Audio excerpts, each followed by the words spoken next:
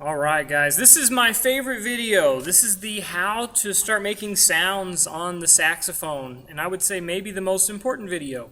So by now you should know the parts of the saxophone, you know how to take care of it, you know how to clean it, and all the things that get you to this point. So now when you start playing the saxophone, or really any instrument, it's not wise to just play on the whole thing. That's just not a good idea. Just like when you were a baby, you learn how to roll over, then crawl, and then walk a little bit, and then eventually you started running. We want to start with smaller pieces and work our way up to the full saxophone. Now some of you, your classes will prefer to start on just a mouthpiece. Some of you will start on a mouthpiece and neck, and both of those are great, and I'm just going to show you how to get started on either one, just in case your class does one or the other. So either way, you're going to be playing on the mouthpiece. Now, to do this, you have to form what's called an embouchure, which basically is a fancy Italian word for your face, or the shape your face makes. Every instrument makes an embouchure, and they're not the same. If your best friend plays the flute, that's going to be a different embouchure than on the saxophone. So here's some general tips that are really going to help you as you start to play the saxophone. So, number one, we have to have a mouthpiece that is put together and put together correctly. The better you do this, the better your chances are going to be that you are able to play correctly. Okay, so when making the embouchure of the saxophone, some key things that you want to keep in mind. The overall idea is to keep your face, your lips, kind of in an oval shape, and you want to stay natural. You're not going to make crazy faces you would never make, and you don't want it to be painful. So some things that help, and I'll identify some of the places on your face. When you smile, these are the corners of your embouchure or your mouth. This, of course, is your chin, and I call this the bunny muscle, because you kind of move your nose like a bunny. You're moving right here. Kissy face.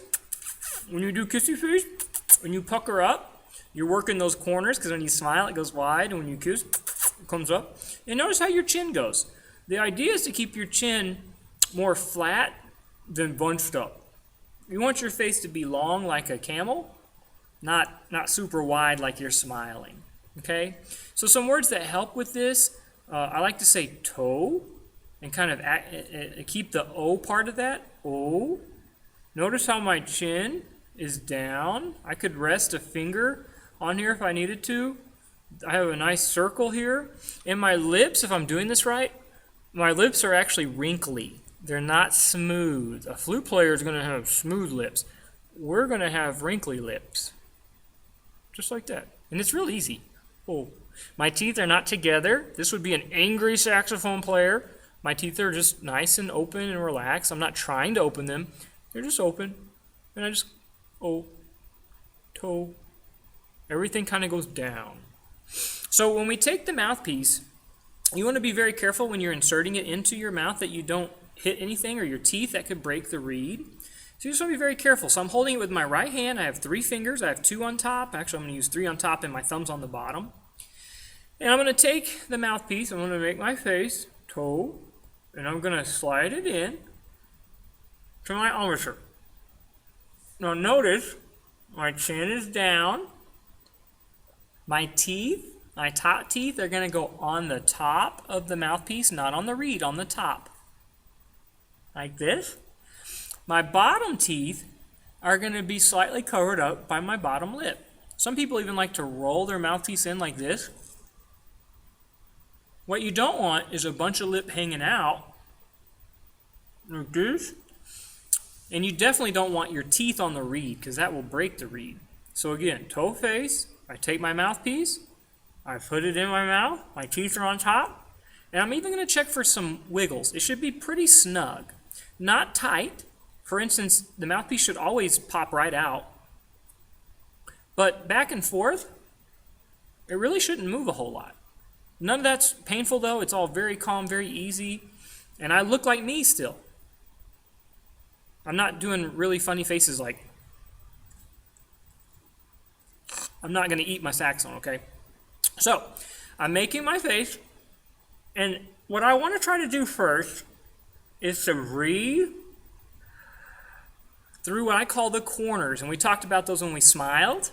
I want to breathe through the corners while at the same time keeping my teeth and my bottom lip on the mouthpiece. So my teeth are on top, my lip is at the bottom. I'm breathing in all the way to my belly. And I want to breathe deep. Sometimes I say breathe all the way to your toes. You don't want to breathe like this because your air don't hold any, or your shoulders don't hold any air. You want to breathe down to what's your diaphragm, down here. And then I'm going to close those corners back up to form the rubber band around the mouthpiece. It's a nice seal all the way around so the air doesn't leak out. And what I want to do first is just blow air through the mouthpiece.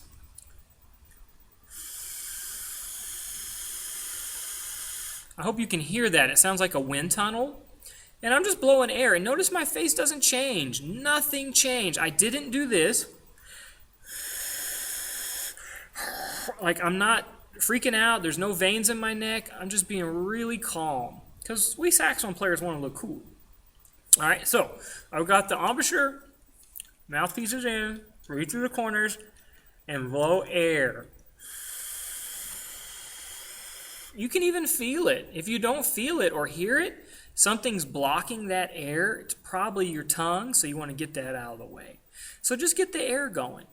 Now the cool part is, when you start to blow a little faster and also snug up just a little on the mouthpiece, make sure there's no wiggles, you'll start to make a sound.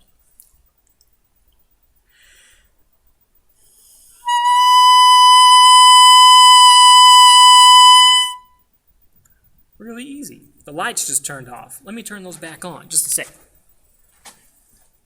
There it goes. I just need to move more. All right. That's what I call the takeoff. I use air and I very slowly increase it until I have a sound. I also call it the spark, where you find your sound starting. That's the spark of your sound. And it sounds really good. What you don't want to do is this. Or, okay? That sound tends to mean that you are probably putting your bottom teeth on the reed. If you hear a real screechy sound, you want it to sound pretty. This is a microphone. However you sound in here is how you're going to sound on the saxophone. This is simply the speaker system. So if you sound good here, it's going to sound even better here. If you sound bad here, it's going to sound even worse here. It's like turning a bad song up on the radio. It just sounds louder. Okay? So you really want to spend a lot of time, and you will in your class, working on this, or even this with the neck. Try it one more time. Circle face, mouthpiece in, teeth on the top, bottom teeth covered up. I'm going to reach through the corners. I'm going to close, and I'm just going to blow air. Then I'm going to speed it up.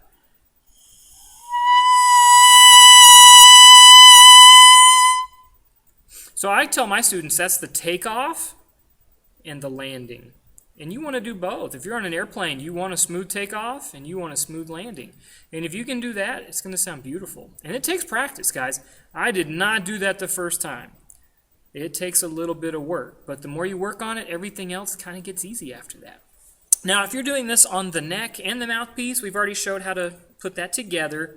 Very easy. Use core grease if you need to. And I'm just going to hold it like I've been holding it before, with my hand around the neck. Same thing. Just going to roll it in on the bottom lip, teeth on top, breathe in through the corners. I'm going to blow air first. Then I'm going to speed it up.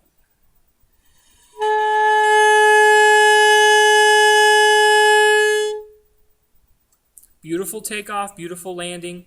It's a different sound. It's already a more pleasant sound, a more beautiful sound. And that's what you want, guys. If you can do that, you're going to sound really, really good. If you get this down, too much mouthpiece, not enough mouthpiece. When you use too much, it tends to sound like a squeak or just an abrasive sound. And when you go to the full saxophone, notice how I'm holding it by the bell. I'm going to very gently twist on the neck to the receiver. Tighten that screw. Make sure my neck strap is on there. And we talked about hand position in the last video, so I want to make sure everything's the way I want it. My head is straight, mouthpiece coming down, and then it juts across my body. My fingers are right where we said we would put them. 1, skip the little baby, 2, 3, 4, 5, 6. And to start out with, I only want to press the very first key. So on my saxophone, it's not the first pearl, it's the second one. Yours probably has a gold thing here and then a pearl. And if I put this finger down, that's called a B. And I like to say for the most beautiful note. So I get everything set up. I have that finger already pushed down. I don't wait till I'm about to play. I already push it down. I'm going to breathe through the corners. I want to close, and I'm going to just blow air. And then I speed it up, make sure my rubber band around the mouthpiece is firm, no air is escaping. Not tight, just firm.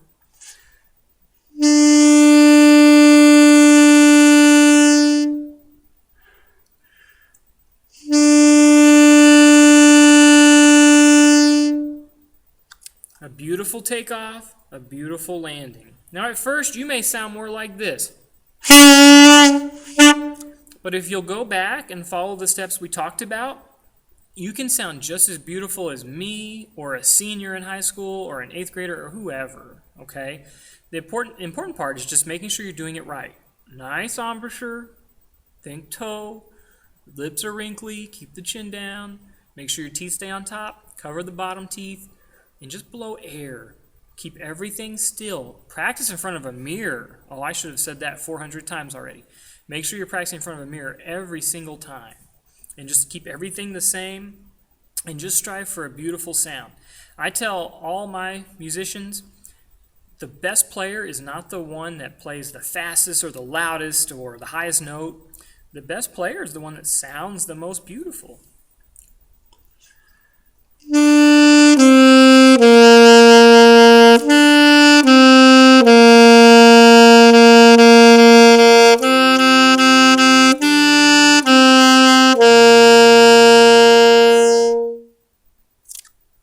And that's something that you would want to listen to. So I hope these videos are very helpful. Guys, we're here to help. Myself or any other band director in Frisco, we want to see you get a really good start on your instrument. So thank you for watching, and good luck.